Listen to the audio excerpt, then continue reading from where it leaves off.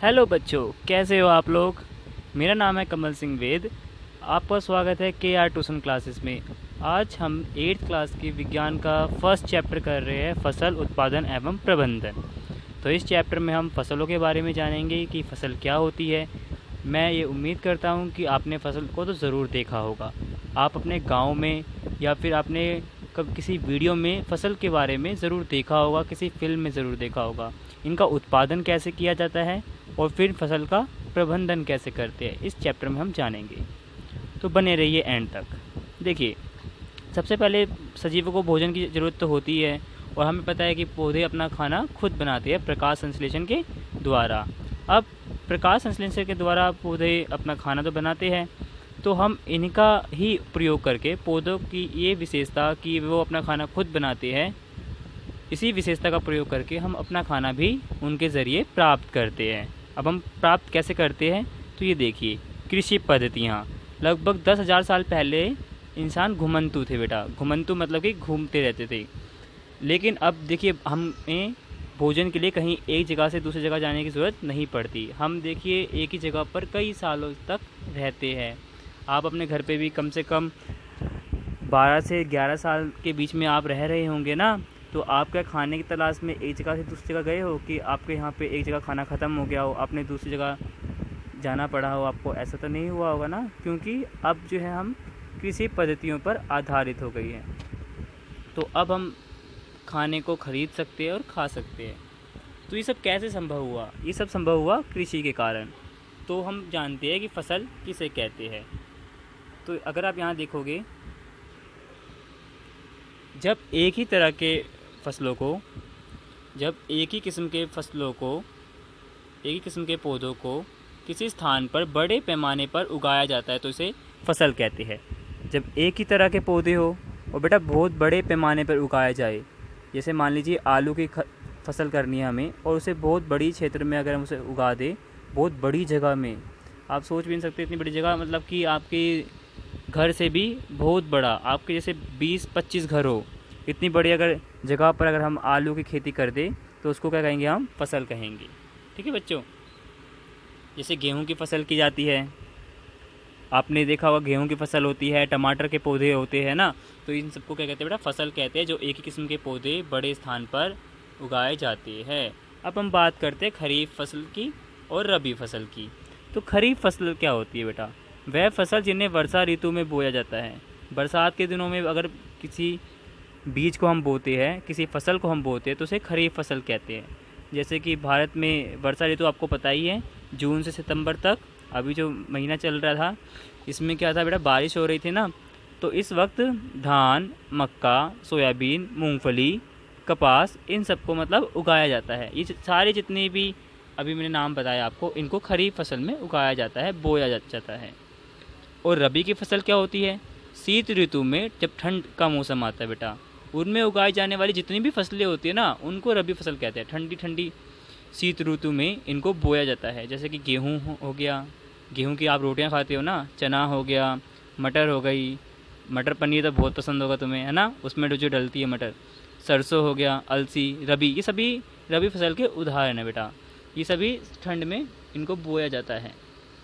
और इसके अलावा कई स्थानों पर दालें और सब्जियां भी गर्मी के मौसम में उगाई जाती है। अच्छा, अब फसल आधारित पद्धति की हम बात कर रहे थे, क्योंकि इन्होंने हमारा जीवन आसान बनाया है। हम खाना खरीद के खा सकते हैं क्योंकि किसान उगाते हैं हमारे लिए ना।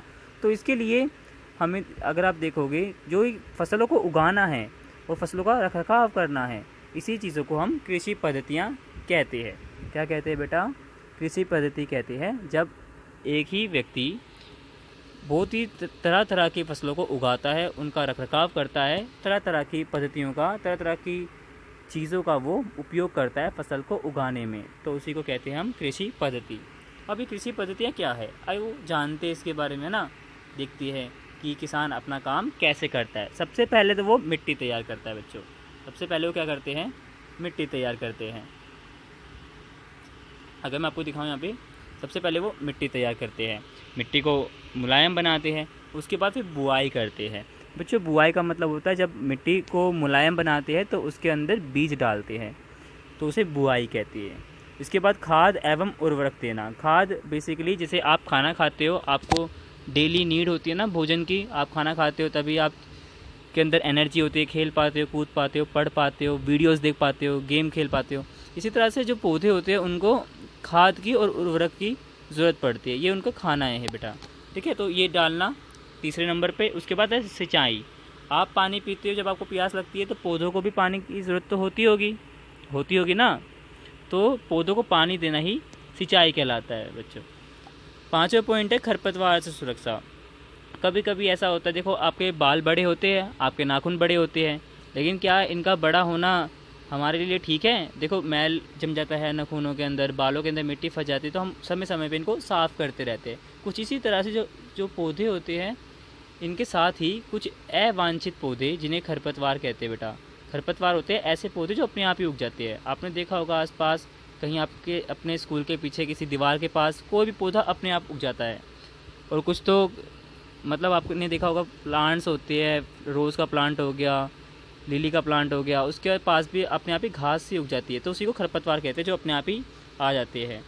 तो ये उनका खाना छीन लेते हैं बेटा पौधों का, तो उनसे बचाना ताकि पौधे अच्छे से बड़े हो सके। कटाई की जाती है, जब पौधा उग जाते हैं, जब हम बीज बो देते हैं, जब फसल उग जाती है तो उसकी कटाई की जाती है। सब्जियों को इकट्ठा किया जाता है। फिर भंडारण, जब हमने उनको काट लिया, पौधे से अलग कर लिया, हमने मान लो टमाटर की खेती है, टमाटर को हमने पौधे से तो अलग कर दिया, अब हमें उन्हें कहीं ना कहीं तो रखना पड़ेगा ना, गोदाम में, किसी बक्से में, इस तरह किसी बोरी में, है ना। तो उसमें हम क्या करते हैं, भंडारण करते हैं। तो ये कुछ स्टेप्स है, ये कुछ मेथड्स है बेटा, इन्हीं को कहते हैं कृषि पद्धति। तो आपको ये लाइन से ही याद करना है। ठीक है बच्चों, सबसे पहले मिट्टी तैयार की जाती है। तो मैंने आपको बताया मिट्टी तैयार करना कैसे करते हैं, कि पहले मिट्टी को पोली किया जाता है। पोली मतलब कि मिट्टी को भुरभुरा किया जाता है। मिट्टी को, जो मिट्टी सख्त होती है उसको मुलायम बनाया जाता है, खोद करके मिट्टी को ऊपर लाया जाता है, ताकि मिट्टी में जो है ऑक्सीजन मिल सके और पौधे सांस ले सके। ठीक है बच्चों, इसके बाद यहाँ पे दे रखा है बच्चों, देखो मिट्टी को, ये देखो बच्चों, मिट्टी को उलटने पुलटने एवं पोला करने की जो प्रक्रिया है, इसे जुताई कहते हैं, और इसे हल चला करके किया जाता है। आपने हल चलाते हुए देखा होगा किसानों को, तो वो जुताई करते हैं बेटा, मिट्टी को उलटते हैं पुलटते हैं और पोला करते हैं, ताकि जो पोषक तत्व है वो मिट्टी के वो ऊपर आ जाए, और साथ ही साथ जो ऑक्सीजन है वो मिट्टी के साथ अच्छी तरह से मिल सके, ताकि पौधे जड़ों के द्वारा सांस ले सके और वो बढ़ सके। ठीक है बच्चों, इसी प्रकार से कृषि के कुछ औजार होते हैं। आप देखो यहाँ पे एक किसान का चित्र बना हुआ है, 2 बैल दिखाई दे रहे होंगे आपको ना। इसके पास देखोगे तो मिट्टी के अंदर आपको देखो एक ये चीज़ दिखाई दे रही होगी, जो मिट्टी के अंदर धसी हुई है, इसे कहते हैं बेटा हल। ठीक है, इसे हल कहते हैं, और ये हल का जो नुकीला भाग है इसे फाल कहते हैं। ठीक है बच्चा, ये हल बैल पे बांध रखा है, और पुराने ज़माने में बेटा, पुरानी पद्धति में इंसान ही हल को खींचा करते थे, तो उसके लिए हल शैफ्ट का यूज़ करते थे, जो एक डंडा सा होता है, आप देख पा रहे होंगे अपनी स्क्रीन के ऊपर, है ना। कुछ औजार है जैसे कि हल है, प्राचीन काल में इनका उपयोग किया जाता था जुताई के लिए, और यहाँ पे दिखा रखा है कि मिट्टी को पोला करने के लिए इसका प्रयोग किया जाता था, और इसका तिकोनी पत्ती होती थी जिसे फाल कहते थे बेटा। आगे का जो नुकीला हिस्सा होता है हल का, उसे फाल कहते हैं, और जिस चीज़ से हम हल को पकड़ते हैं, जो डंडा होता है, उसे हल शैफ्ट कहते हैं। ठीक है ना, हल को पकड़ने के लिए जिसका हम यूज़ करते हैं, उसी हैंडल को कहते हैं बेटा। ठीक है, उसके बाद आती है कुदाली। तो कुदाली तो आपने देखा होगा कि एक दराती तरह होती है कुदाली, उससे खरपतवार को काटते हैं। एक बड़ा चक्कू सा देखा होगा आपने, थोड़ा सी टाइप का होता है वो, अगर यहाँ पे होगा आपके, इसमें नहीं है, एक सी टाइप का एक चक्कू सा होता है, कुछ इस टाइप से, कुछ इस तरह का ऐसा बना हुआ होता है, और यहाँ पे कुछ इस तरह से सी टाइप का ऐसे बना हुआ होता है कुछ, इसी को दराती कहते हैं बेटा। ठीक है, अच्छा चलो हम आगे बढ़ते हैं। कल्टीवेटर बेटा, आज का जो ट्रैक्टर होते हैं ना बेटा, तो ट्रैक्टर के पीछे आप देख रहे होंगे, इसके पीछे देखो ये एक हिस्सा लगा हुआ होता है, ये करता है मिट्टी को जोतता है, मतलब कि मिट्टी की जुताई करता है, उसे पोला बनाता है, और उसके अंदर बीज भी छोड़ देता है। ठीक है, साथ साथ ही इसके अंदर छोटे छोटे पाइप्स होते हैं, जिनके अंदर से बीज जो है वो मिट्टी के अंदर चले जाती है, उनकी बुआई हो जाती है। तो इसे बेटा क्या कहते हैं, कल्टीवेटर कहते हैं। ये ट्रैक्टर के पीछे लगे हुए होते हैं। परंपरागत औजार वो होते हैं बेटा जो हम पहले यूज़ किया करते थे। अभी मैंने बताया आपको कि आजकल तो कल्टीवेटर का यूज़ होता है, बीज डालने के लिए। लेकिन पहले क्या करते थे, पहले हल बैल के पास बांध करके आदमी ही इस कीप के द्वारा ऊपर से बीज डाला करते थे और वो ज़मीन के अंदर पाइप के थ्रू चले जाते थे। तो ऐसे करना पड़ता था, इसमें टाइम और समय और मेहनत ज़्यादा लगती थी बच्चों। इसके बाद आता है बेटा बुआई। तो बुआई सबसे महत्वपूर्ण चरण है, कल्टीवेटर का दिखा रखा है इसमें, और हम बुआई परंपरागत औजार के थ्रू करते थे, जैसे कि यहाँ पे दिखाया गया है। इसी को बुआई कहते हैं बेटा, बीज को बोने को बुआई कहते हैं। बीजों का चयन, बीजों को चयन कैसे करते हैं बेटा? बीजों को अगर मान लो आप दाल भिगो रहे हो या आप चना भिगो रहे हो, तो आप देखोगे, आप ना भिगो के देखना इस वीडियो के बाद, आप पानी में भिगो दोगे तो कुछ जो चने होंगे या दाल होगी वो नीचे बैठ जाएगी, और जो हल्की या जो खोखली दाल होगी या जो खोखले बीज होंगे, चना होगा, वो ऊपर की तरफ आ जाएंगे। तो इसका मतलब क्या है कि जो खोखले हैं, इसका मतलब वो स्वस्थ नहीं है, उनके अंदर से पौधा नहीं निकलेगा अगर हम उनको बो देंगे तो हमें कौन से बीज बोने चाहिए? जो हमने निकाल दिए वो वाले, या जो पानी के अंदर है वो वाले?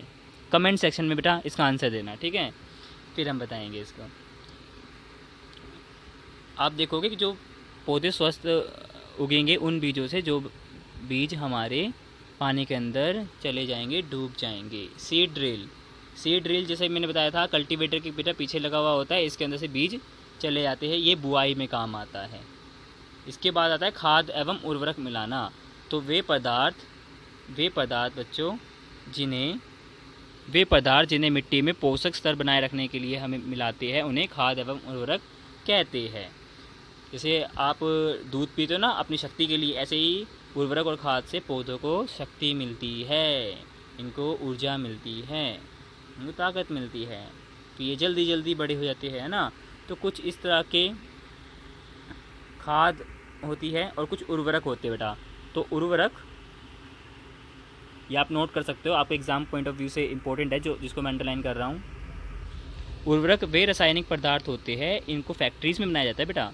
ये रासायनिक पदार्थ होते हैं जो विशेष पोषक से भरे हुए होते हैं, समृद्ध होते हैं, ठीक है बेटा। देखो खाद तो नेचुरल बनती है, आप पत्तों को मिट्टी के अंदर डाल दो, आप सब्जी के छिलकों को उसके अंदर डाल दीजिए मिट्टी के अंदर, केंचुए उनको खाद बना देंगे, केंचुए होंगे, कीड़े मकोड़े होंगे ना, उनको खाद बना देते हैं। लेकिन जो उर्वरक होते हैं, जो फर्टिलाइजर्स होते हैं बेटा, वो फैक्ट्रीज़ में बनते हैं, तो सिंथेसिस होते हैं, मतलब कि ये इंसानों के द्वारा बनाए गए होते हैं। कुछ एग्जाम्पल है इनके, एग्ज़ाम्स में पूछ लिया जाता है, urea, ammonium sulphate, super sulphate, potassium भी कह सकते हैं इसको, एनपीके स्टैंड्स फॉर एन से नाइट्रोजन, पी से फॉस्फोरस को हम पी से डिनोट करते हैं बेटा, और के से पोटेशियम।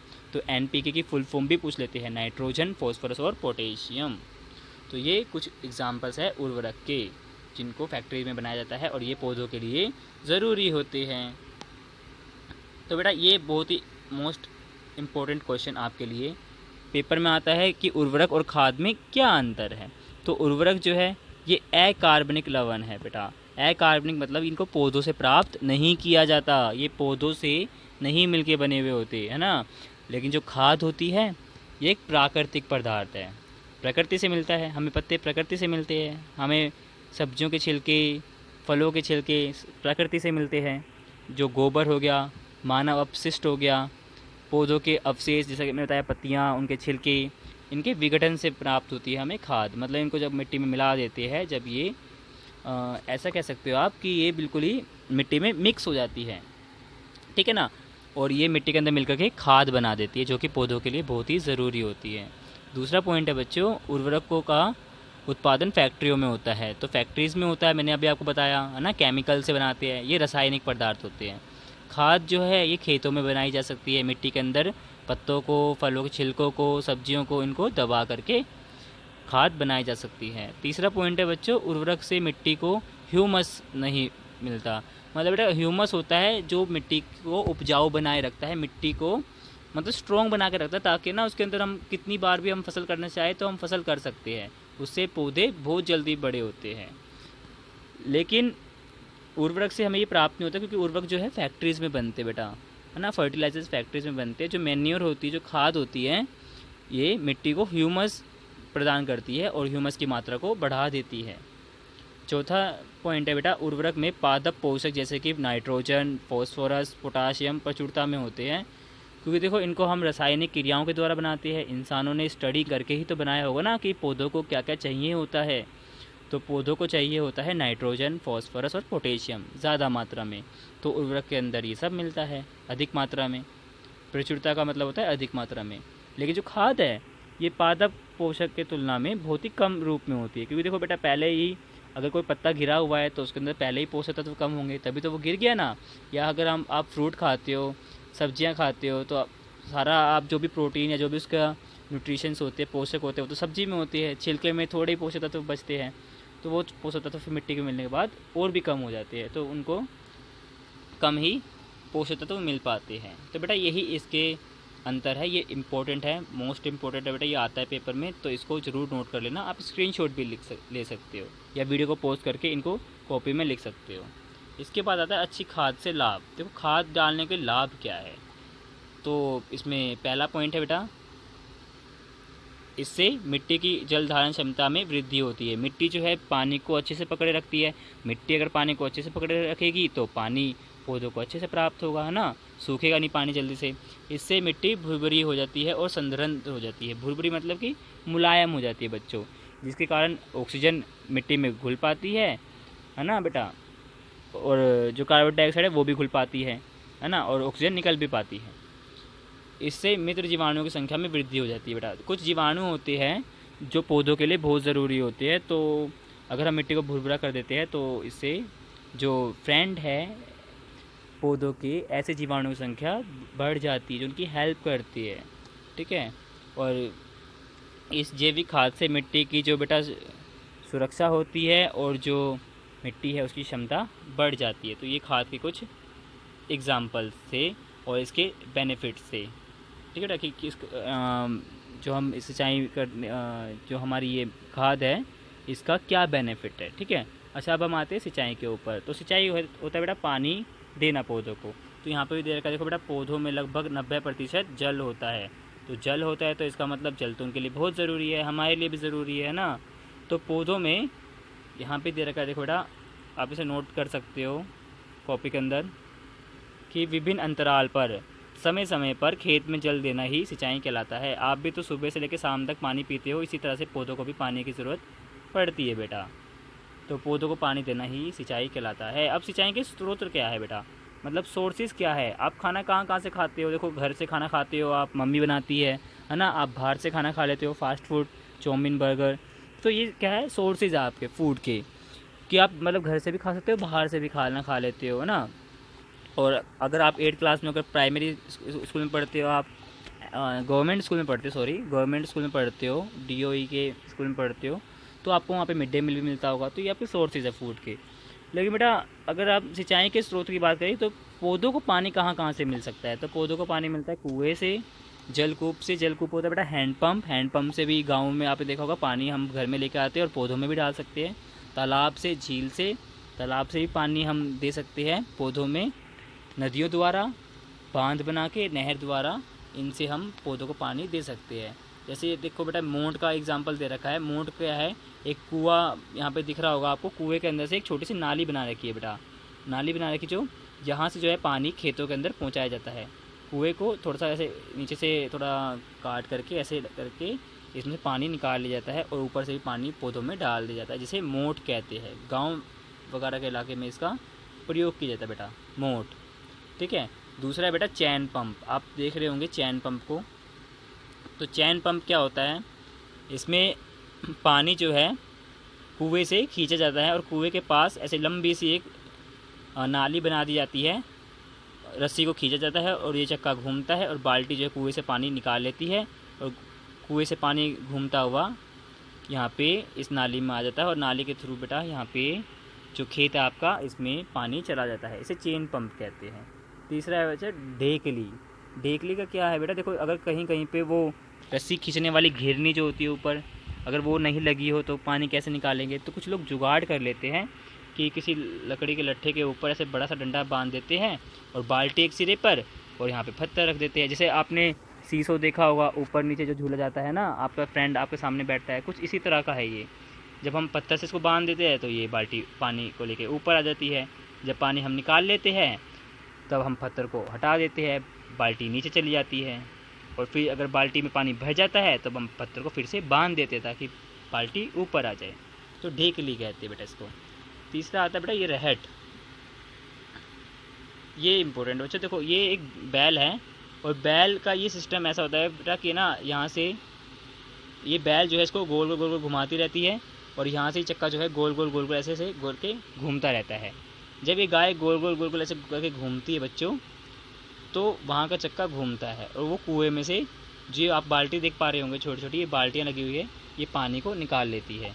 और फिर जिस तरह से चैन पंप में यहाँ पे देखो आप नाली देख पा रहे होंगे, इस तरह की नाली के द्वारा खेतों में पानी पहुँचा दिया जाता है, तो इसको रहट कहते हैं। तो बेटा दो तरह की सिंचाई पद्धति के ऊपर आपका क्वेश्चन आ सकता है कि दो तरह की सिंचाई पद्धति के बारे में बताओ। ये तो कुछ पुरानी पद्धतियाँ थी, पारंपरिक पद्धतियाँ थी।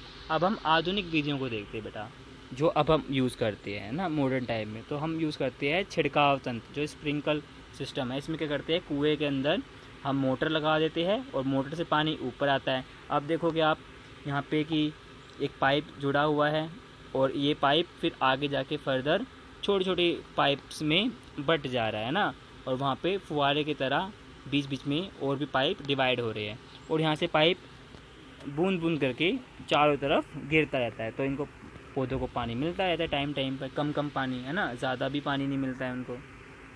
एक तो ये तरीका है छिड़काव तंत्र। दूसरा है बेटा ड्रिप तंत्र। इसमें क्या होता है बेटा, देखो छिड़काव तंत्र में तो ये पानी घूम घूम के जाता है, ठीक है। ड्रिप तंत्र में क्या होता है, ड्रिप तंत्र में भी मोटर होती है, लेकिन इसमें क्या होता है कि जो ये पाइप है ना, ये इनकी रूट्स के पास ही यहाँ पे देखो कि आप यहाँ पे पहुँचा दिया जाता है हर एक प्लांट के अंदर। अगर आप देखोगे जैसे यहाँ पहुँचा दिया गया है, देखो यहाँ पहुँचा दिया गया है, यहाँ पे फिर ये बूंद बूंद करके पानी जाता है। तो ये भी एक अच्छा तरीका है पौधों को पानी देने का। तो छिड़काव तंत्र और ड्रिप तंत्र को आप याद कर सकते हो, और पुराने में से दो याद कर सकते हो बेटा।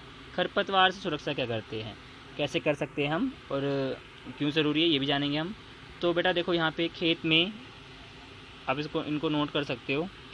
खेत में कुछ अवांछित पौधे, अवांछित जिनको हम नहीं चाहते, वो अपने आप ही प्राकृतिक रूप से उग जाते हैं फसल के साथ ही। कोई घास हो गई, कोई जंगली पौधा हो गया, तो ऐसे ही अवांछित पौधों को खरपतवार कहते हैं बेटा, ठीक है। और खरपतवार हटाने को ही निराई कहते हैं। जब हम खरपतवार को हटाएंगे तो निराई कहेंगे उसे। अब खरपतवार हटाने की ज़रूरत क्यों है बेटा, क्योंकि जो खरपतवार है ये पौधों को जो हम खाना देते हैं, जो खाद देते हैं, पानी देते हैं, जो मिट्टी के अंदर पोषक तत्व है वो उनको चुरा लेते हैं, या फिर ऐसा कह सकते हैं उनका हिस्से का खाना जो है वो ले लेते हैं। तो उनको हटाना तो ज़रूरी है, क्योंकि हमारे पौधे फिर ग्रोथ नहीं कर पाएंगे, बढ़ेंगे नहीं, तो हमें फल सब्जियाँ कैसे मिलेंगी बताओ। तो इसीलिए उनको हटाना ज़रूरी होता है बेटा। तो खरपतवार हटाने के लिए हटाना ज़रूरी है, और इनके लिए कुछ रसायनों का भी प्रयोग किया जाता है, आपकी बुक्स में दे रखा है, इनको भी नोट कर सकते हो आप। तो रसायनों का प्रयोग किया जाता है, जैसे कि यहाँ पे दिया हुआ है, इनको खरपतवारनाशी कहती है, जैसे कि 2D और 4D। ये कुछ दवाइयाँ हैं, इनका छिड़काव किया जाता है, ठीक है बच्चों। इनको खरपतवार हटाना कहेंगे, और खरपतवार की दवाइयों के बारे में मैंने आपको बताया 2D और 4D। अब आते हैं हम कटाई के ऊपर। तो फसल की कटाई एक बहुत ही ज़रूरी काम है। फसल जब पक जाती है, जब उसका टाइम पूरा हो जाता है, तो फसल को पकने के बाद एक समय आता है जब उसकी कटाई की जाती है, तो उसे काटना ही क्या कहलाता है बेटा, कटाई कहलाता है। इसको भी आप अंडरलाइन कर सकते हो और कॉपी में लिख सकते हो। इसके बाद जब फसल पक जाती है तो उनको बेटा देखो, जैसे गेहूं की एक बाली होती है, तो गेहूं की बाली के अंदर गेहूं का दाना होता है, तो उस दाने को गेहूं की बाली से अलग करना ज़रूरी है। तो कुछ ऐसे बीज होते हैं, ऐसे फल होते हैं जो कि कुछ छिलके के साथ ढके हुए होते हैं पौधे के साथ, तो उनको हटाना ज़रूरी है। तो इसीलिए हम इन बीजों को, दानों को भूसे से अलग करते हैं बेटा। इसके लिए हम थ्रेसिंग मशीन का यूज़ करते हैं।